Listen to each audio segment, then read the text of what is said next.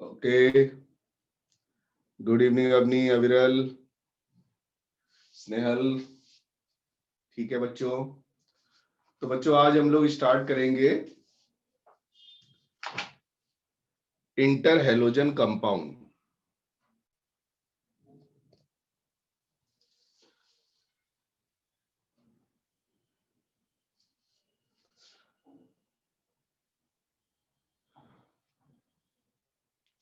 Inter halogen compound यानी ऐसे compound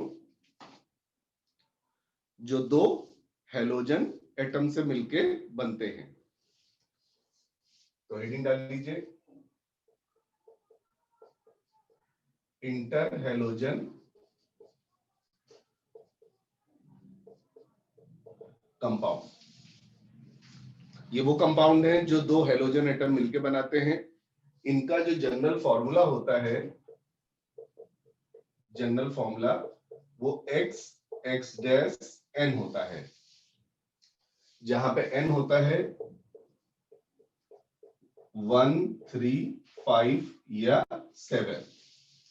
actually बच्चों जो हेलोजन की वैलेंसी होती है वो ग्राउंड स्टेट में 1 होती है, फर्स्ट एक्साइटेड स्टेट में 3 होती है, सेकेंड एक्साइटेड स्टेट में 5 होती है और थर्ड एक्साइटेड स्टेट में 7 हो सकती है। तो हेलोजन की यही 4 वैलेंसी पॉसिबल है, 1, 3, 5 एंड 7। ठीक है, और यहां पे जो X है ये होता है लेस इलेक्ट्रोनेगेटिव एटम और X डैश ये होता है बच्चों मोर इलेक्ट्रोनेगेटिव एटम। तो ये कंडीशन है इंटर हेलोजन कंपाउंड की कि जो सेंट्रल एटम होगा यानी X उसकी इलेक्ट्रोनेगेटिविटी कम होनी चाहिए और जो सराउंडिंग एटम है यानी X डैश उसकी इलेक्ट्रोनेगेटिविटी ज्यादा होनी चाहिए। उसकी वजह बच्चों ये है, लेस इलेक्ट्रोनेगेटिव एटम होगा तो उसका साइज बड़ा होगा, तो सेंट्रल एटम जितना बड़ा होगा सराउंडिंग एटम उससे उतने ज्यादा लग सकते हैं।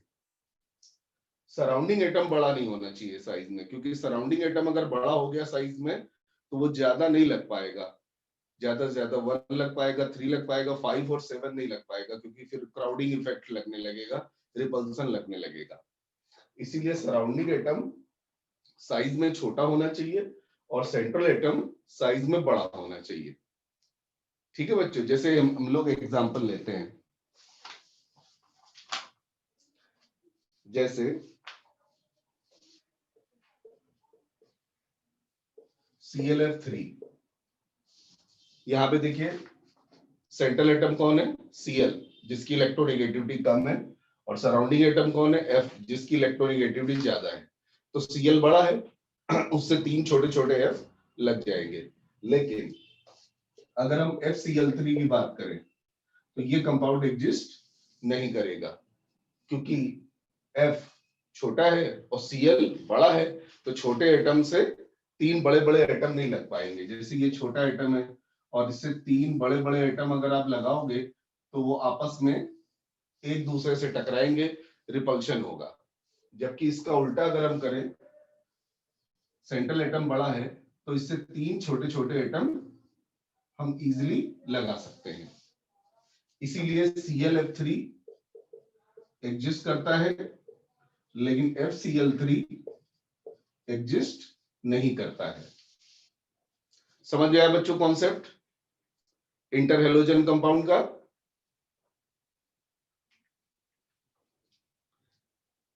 कि जो X है यानी सेंट्रल एटम वो लेस इलेक्ट्रोनेगेटिव एटम होना चाहिए यानी साइज में बड़ा होना चाहिए, और जो X डैश है यानी जो सराउंडिंग एटम है उसकी इलेक्ट्रोनेगेटिविटी ज्यादा होनी चाहिए यानी साइज में कम होना चाहिए। नोट कर लीजिए।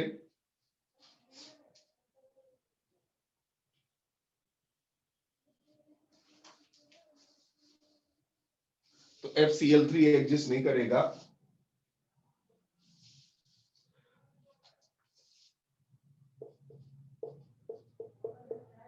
बताइए BrF5 एग्जिस्ट करेगा?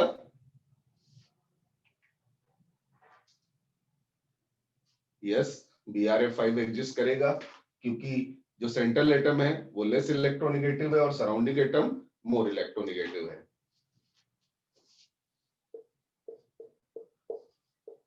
ICl3 एग्जिस्ट करेगा, ICl3 भी एग्जिस्ट करेगा। तो इस तरह से क्वेश्चन आ सकता है कि इनमें से कौन सा इंटर हेलोजन कंपाउंड एग्जिस्ट करेगा और कौन नहीं करेगा।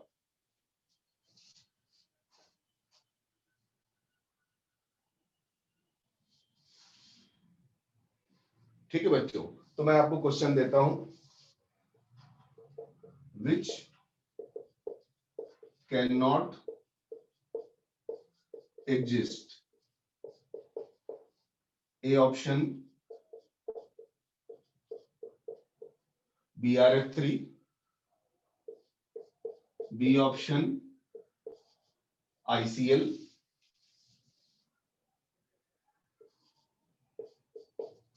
सी option ClBr3, D option IF7। बहुत इजी क्वेश्चन है, बस ये पता होना चाहिए। सी ऑप्शन एकदम सही, सभी का सही जवाब सी ऑप्शन, क्योंकि सी ऑप्शन में उल्टा दे रखा है, सेंट्रल एटम मोर इलेक्ट्रोनेगेटिव है और सराउंडिंग एटम लेस इलेक्ट्रोनेगेटिव है, तो सी ऑप्शन एग्जिस्ट नहीं करेगा। ठीक है, चलिए अब हम देखेंगे इंटर हेलोजन कंपाउंड की प्रिपरेशन, ये प्रिपेयर कैसे होते हैं। तो बच्चों ये प्रिपेयर होते हैं by the direct combination of halogen. जैसे क्लोरीन और फ्लोरीन को आप डायरेक्टली मिक्स कर दीजिए और हीट कर दीजिए, तो ये लोग आपस में रिएक्शन करके बना लेंगे ClF। तो ClF एक इंटर हेलोजन कंपाउंड है और इसके बारे में ध्यान रखिए कि ये कलरलेस गैस होती है। ClF जो होता है वो कलरलेस गैस होता है और इंटर हेलोजन कंपाउंड की बच्चों शेप वगैरह बहुत पूछी जाती है। बताइए ClF की शेप कैसी होगी? ClF की शेप,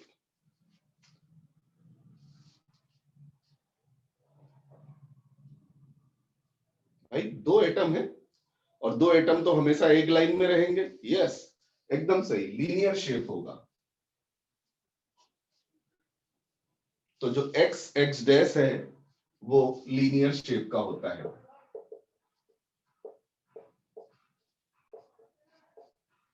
कोई भी इंटर हेलोजन कंपाउंड जिसका फॉर्मूला x डैश है उसकी शेप लीनियर होगी। चलिए आगे बढ़ते हैं। I2 plus Cl2 gives 2ICl। ये जो बच्चों ICl होता है ये रेड कलर का एक सॉलिड होता है और इसकी भी शेप लीनियर शेप होगी क्योंकि x डैश फॉर्मूले को ये रिप्रेजेंट कर रहा है।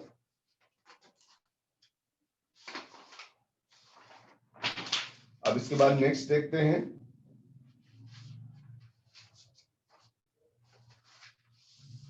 Cl2 plus 3F2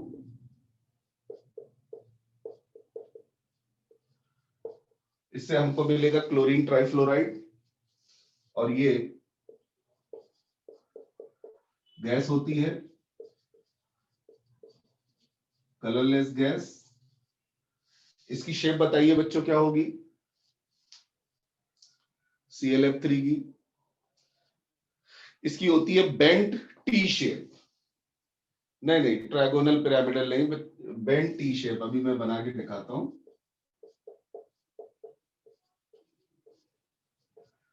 देखिए Cl जब तीन बॉन्ड बनाएगा, Cl जब तीन बॉन्ड बनाएगा तो इसके पास बैलेंस इलेक्ट्रॉन 7 होते हैं, तो तीन बॉन्ड बनाए तो तीन इलेक्ट्रॉन शेयरिंग में खर्च हो गए, 4 बच गए, यानी 2 लोन पेयर। ठीक है, तो 2 लोन पेयर आएंगे और 3 सिग्मा बॉन्ड आएंगे। 2 लोन पेयर 3 सिग्मा बॉन्ड होने पर हाइब्रिडाइजेशन होगा, sp3d, और sp3d हाइब्रिडाइजेशन में जो ज्योमेट्री आती है वो ट्रायगोनल बाइपिरामिडल ज्योमेट्री आती है।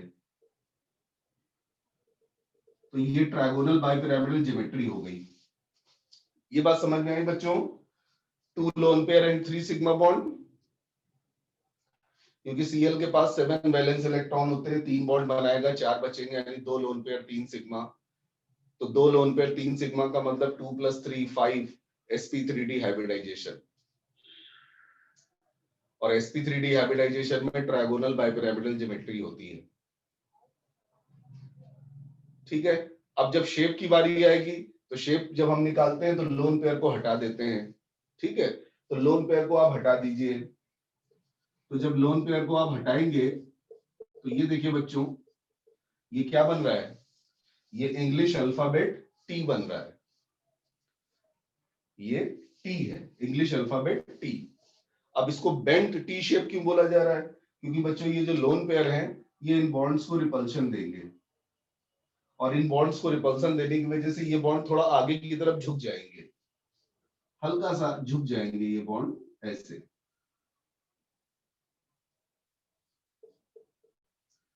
तो इस वजह से इसको बोला जाता है बेंट टी शेप।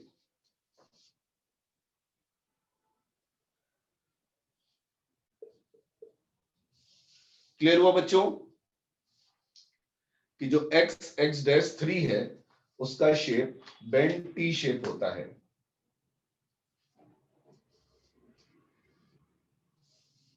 ठीक है, कुछ और देखते हैं इंटर हैलोजन कंपाउंड, जैसे Br2 + 3F2,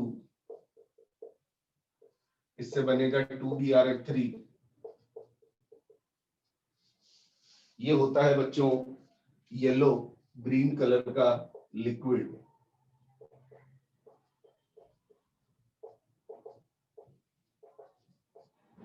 और इसकी भी शेप आएगी बेंट टी शेप। ठीक है, तो एक बात तो क्लियर हो गया कि जो आपका x(x'3) है, जैसे I2 और 3Cl2, ये बनाएगा ICl3, ये भी x(x'3) है, इसका भी शेप बेंट टी शेप होगा। लास्ट में मैं लिखवा दूंगा इन जनरल। ठीक है, अभी इनकी फिजिकल स्टेट लिख लो। ये बच्चों सॉलिड होता है ऑरेंज कलर का। तो अगर एग्जाम में क्वेश्चन आता है कि inter halogen compounds are generally colourful, inter halogen compounds are generally colourful, तो ये आप कहेंगे हाँ करेक्ट स्टेटमेंट। हालांकि कुछ कलरलेस भी होते हैं, जैसे ClF3 कलरलेस है, ClF कलरलेस है। ठीक है, लेकिन काफी कलरफुल भी होते हैं। ये अलग अलग फिजिकल स्टेट में पाए जाते हैं, सॉलिड में भी पाए जाते हैं, लिक्विड में भी पाए जाते हैं, और गैसियस स्टेट में भी पाए जाते हैं। चलिए अगला एग्जांपल है ब्रोमीन और फ्लोरीन, ये मिलके बनाएंगे BrF5। इसे कहते हैं ब्रोमीन पेंटाफ्लोराइड, और ये होता है कलरलेस लिक्विड।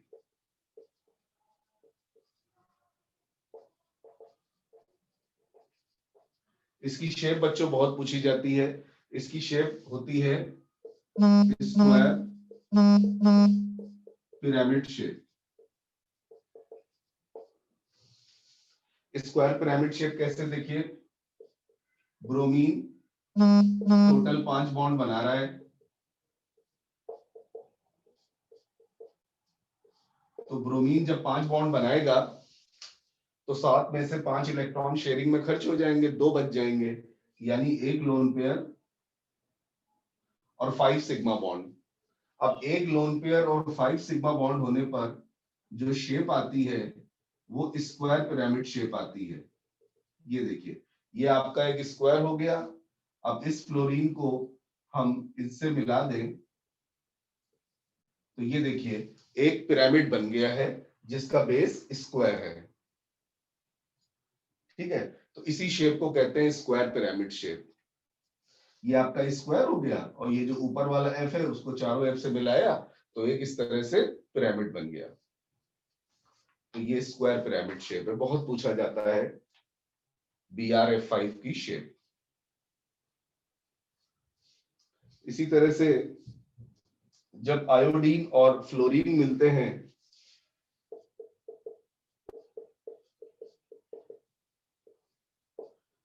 और 1:7 के रेशियो में जब मिक्स होते हैं तो IF7 बनता है। IF7 भी बच्चों कलरलेस होता है और ये गैस होता है। IF7 is colourless gas. Yes, इसकी शेप होगी बेटा पेंटागोनल बाइपिरामिडल, बहुत बार आ चुका है, एकदम सही, pentagonal bipyramidal. Pentagonal bipyramidal shape कैसी होती है? देखो भाई, ये आपका आई है, 5 बॉन्ड एक प्लेन में बनाएगा,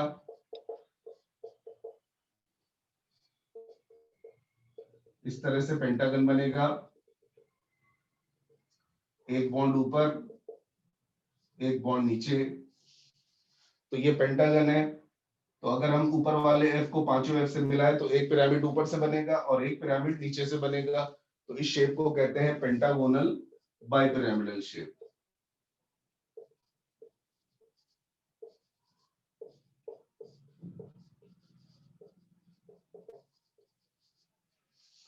pentagonal bipyramidal shape.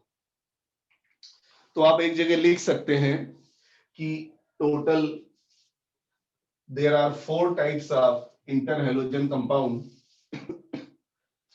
First XX dash, तो इसकी शेप होती है लीनियर। सेकेंड XX-3, इसकी शेप होती है बेंट टी शेप। और तीसरा टाइप है XX-5, इसकी शेप होती है स्क्वायर पिरामिड। और चौथी पॉसिबिलिटी है XX-7, इसकी शेप होती है पेंटागोनल बाइपिरामिडल।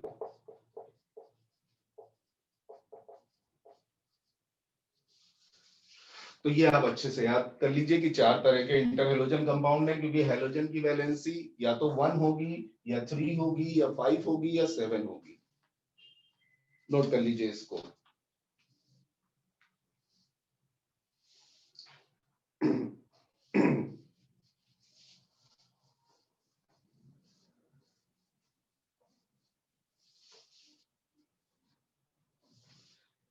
नोट कर लीजिए। अब हम इसकी प्रॉपर्टीज देखेंगे इंटरहैलोजन कंपाउंड्स की।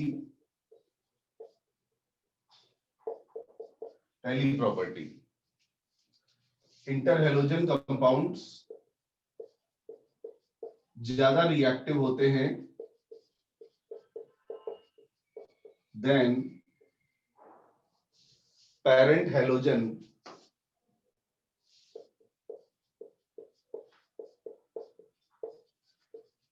Accept fluorine.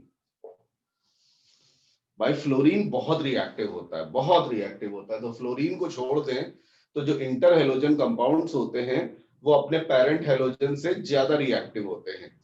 जैसे ICl, इसके पेरेंट हैलोजन है आयोडीन और क्लोरीन, ये दोनों से ज्यादा रिएक्टिव होगा। तो ऑर्डर आ जाएगा रिएक्टिविटी का। आपको याद होगा हैलोजन से मैंने रिएक्टिविटी ऑर्डर पढ़ाया था, सबसे ज्यादा F2 होता है, उससे कम Cl2, उससे कम Br2, उससे कम I2, ऑक्सीडाइजिंग पावर की वजह से। तो Cl2, फिर उसके बाद I2 आया, ये पूरा रिएक्टिविटी ऑर्डर है। अब इसके पीछे की वजह ये हो सकती है, ये आपके नॉन पोलर हैं और ये क्या है, पोलर है, तो जिसमें पोलैरिटी होगी, जिसमें प्लस माइनस चार्ज होगा, उसकी रिएक्टिविटी ज्यादा होगी।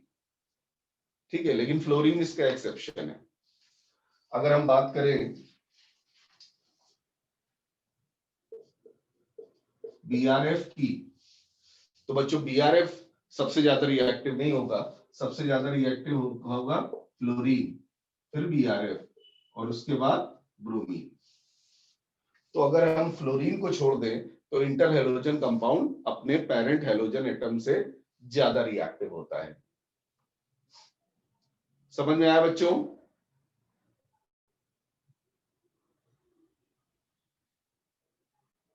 तो ये बात ध्यान रखिएगा, फ्लोरीन एक्सेप्शन है।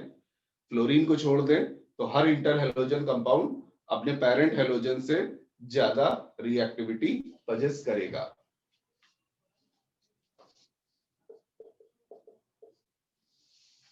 तो ये आ सकता है क्वेश्चन, रिएक्टिविटी ऑर्डर इंपॉर्टेंट है।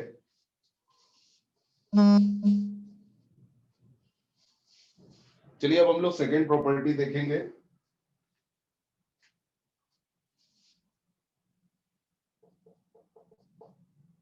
These are covalent compound.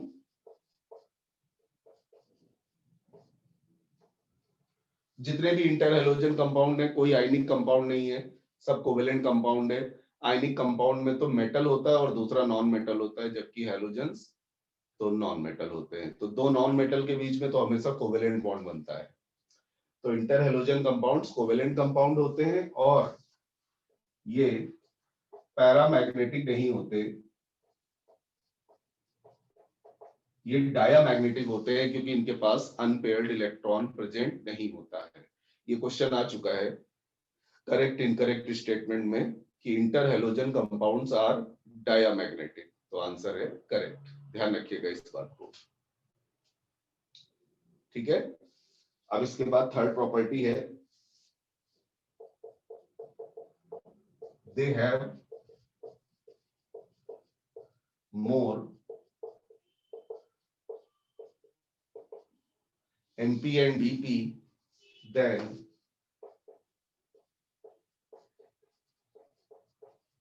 parent halogen। उसकी वजह वही है, इंटर हेलोजन कंपाउंड पोलर होते हैं जबकि हेलोजन नॉन पोलर होते हैं। तो जैसे अगर हम लोग बात करें ICL की,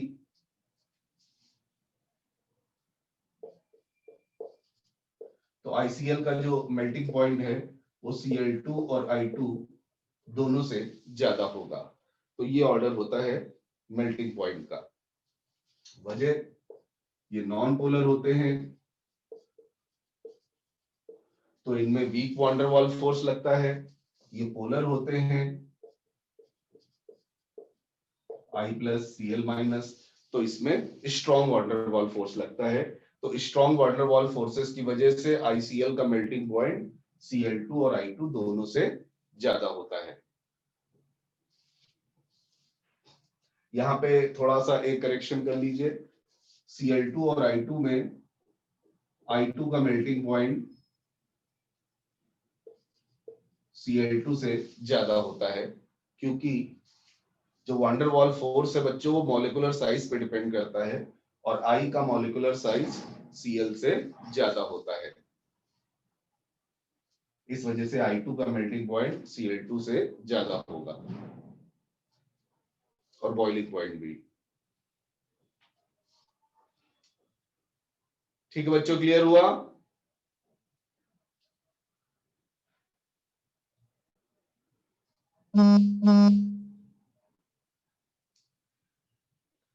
ठीक है, तो ये बात ध्यान रखिएगा, ये पोलर है तो इसमें strong van der Waals force होगा। मैं यहाँ पे लिख देता हूं स्ट्रॉन्ग VF का फुल फॉर्म है वैन डर वाल्स फोर्स, और यहां पे लगेंगे weak van der Waals force. इस वजह से हेलोजेंस का मेल्टिंग पॉइंट और बॉइलिंग पॉइंट इंटर हेलोजन से कम होता है।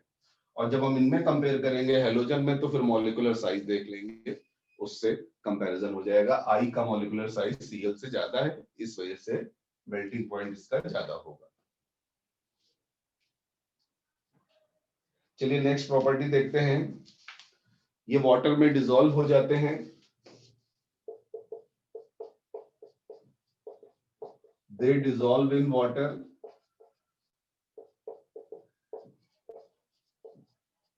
बताइए इंटर हेलोजन कंपाउंड क्यों वाटर में डिसॉल्व हो जाते हैं, जबकि ये तो कोवेलेंट कंपाउंड है। कोवेलेंट कंपाउंड तो वाटर में घुलते नहीं है। यस स्नेल, एकदम सही। ये कोवेलेंट भले हैं लेकिन इनके अंदर पोलैरिटी है, आयनिक कैरेक्टर है, और इसी आयनिक कैरेक्टर की वजह से ये पानी में डिसॉल्व हो जाते हैं। एकदम सही सुंदरम, पोलर नेचर होने की वजह से। यस, एकदम सही। तो जरा आप बनाइए, अगर x x डैश को वाटर में डालेंगे तो बताओ बच्चों क्या बनेगा, HX बनेगा या HX डैश बनेगा?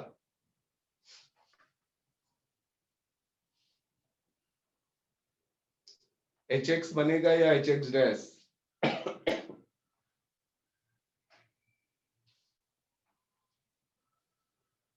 HX नहीं बनेगा भाई, X तो लीना है ना।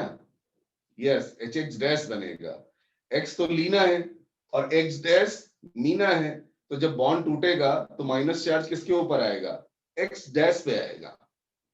तो X डैश माइनस और वाटर का H प्लस, HX डैश बनेगा। और X पे बच्चों प्लस आएगा, वो OH माइनस के साथ जुड़ जाएगा, तो HOX बनेगा। जैसे ICL को वाटर में डालिए,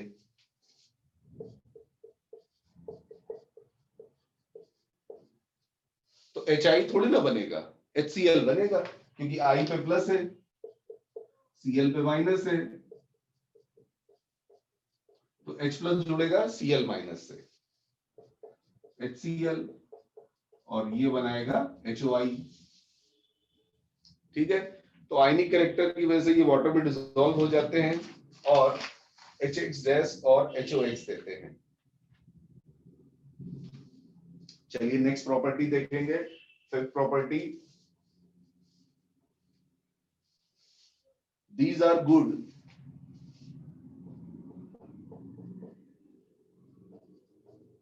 these are used as non-aqueous solvents। आपने देखा था काफी inter halogen compound liquid state में आ रहे थे, जैसे एक मैंने आपको येलो ग्रीन कलर का लिक्विड बताया था। तो जो inter halogen compound liquid state में होते हैं उनको हम सॉल्वेंट के रूप में यूज करते हैं। कौन से सॉल्वेंट? एक्वस नहीं, क्योंकि वाटर तो है नहीं, इन्हें हम नॉन एक्वस सॉल्वेंट बोलते हैं। तो ये आ सकता है कि inter halogen compounds are used as non aqueous solvent. True या फॉल्स? तो आंसर है ट्रू। ठीक है, जो लिक्विड स्टेट में पाए जाते हैं इंटर हेलोजन। चलिए अब इसके बाद लास्ट इनकी प्रॉपर्टी है, these are also used as fluorinating agent।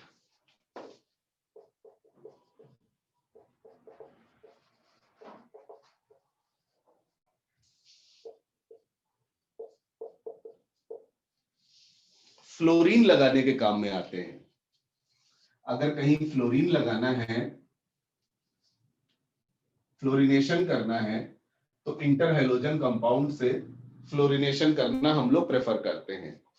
जैसे अगर हमें यूरेनियम का फ्लोरिनेशन करना है,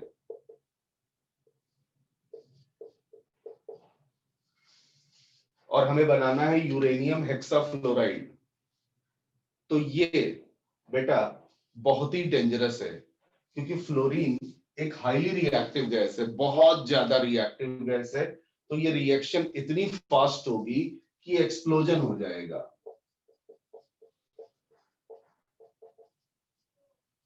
इतनी हीट लिबरेट होगी, इतनी हीट लिबरेट होगी कि एक्सप्लोजन हो जाएगा, विस्फोट हो जाएगा। तो अगर हमें यूरेनियम का फ्लोरिनेशन करना है तो हम फ्लोरीन से तो भाई फ्लोरिनेशन नहीं कराएंगे, क्योंकि एक्सप्लोजन हो जाएगा। तो फिर कैसे बनाएं यूरेनियम हेक्साफ्लोराइड, कैसे लगाएं यूरेनियम में फ्लोरीन? तो इसका तरीका ये है, अभी आपने देखा था फ्लोरीन से कम रिएक्टिव, फ्लोरीन से कम रिएक्टिव इंटर हेलोजन कंपाउंड्स होते हैं। मैंने बताया था कि वैसे तो inter halogen compound parent halogen से ज्यादा रिएक्टिव होते हैं, लेकिन एक्सेप्ट फ्लोरीन। तो अगर आपको फ्लोरिनेशन करना है तो डायरेक्ट फ्लोरीन लेने की बजाय फ्लोरीन का इंटर हेलोजन कंपाउंड लीजिए। जैसे यहां पे जब हम ClF3 लेते हैं तो रिलेटिवली स्लो रिएक्शन होती है। जैसे ऊपर तो बहुत फास्ट रिएक्शन होगी, लेकिन ClF3 की रिएक्टिविटी F2 से कम होगी, तो स्लो रिएक्शन होगी, और इससे हमको मिल जाएगा यूरेनियम हेक्साफ्लोराइड और 3ClF। तो आराम से फ्लोरिनेशन हो गया बगैर किसी एक्सप्लोजन के। ये रिएक्शन बच्चों बहुत इंपॉर्टेंट है, पूछी जा सकती है। फ्लोरिनेशन करने का प्रॉफिट पूछा गया है। बेटा प्रॉफिट कुछ नहीं है, हम लैब में तो तमाम अलग अलग तरह के हम लोग कंपाउंड बनाते हैं ना। जैसे ऑर्गेनिक में आप पढ़ते हैं क्लोरिनेशन, एल्केन का क्लोरिनेशन, हेलो एल्केन बनाने के लिए, ठीक है। तो अलग अलग कंपाउंड बनाने में इसका यूज होता है। कि जैसे यूरेनियम का फ्लोराइड बनाना है, यूरेनियम का फ्लोराइड बनाना है, तो फ्लोरीन से तो हम कर नहीं सकते, तो इंटर हेलोजन कंपाउंड से बना सकते हैं। तो ये एक तरह से इसका यूज आपको मैंने बता दिया, इंटर हेलोजन कंपाउंड का यूज। ठीक है बच्चों। और जहां तक प्रॉफिट का सवाल है, प्रॉफिट कुछ नहीं है, बस हमने एक कंपाउंड बना लिया यूरेनियम का, जो कि बड़ा मुश्किल है। यूरेनियम रेडियो एक्टिव एलिमेंट होता है, उसका हमने कंपाउंड बना लिया यूरेनियम हेक्साफ्लोराइड। तो ये एक बहुत बड़ी अचीवमेंट है, एक नया कंपाउंड बन गया। अब इस नए कंपाउंड की कुछ ना कुछ प्रॉपर्टीज होंगी, उसको हम लोग यूज कर सकते हैं। ठीक है बच्चों, क्लियर हुआ?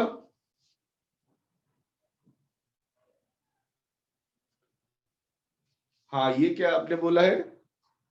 हाँ, क्लोरिनेशन भी कर सकते हैं, एकदम सही।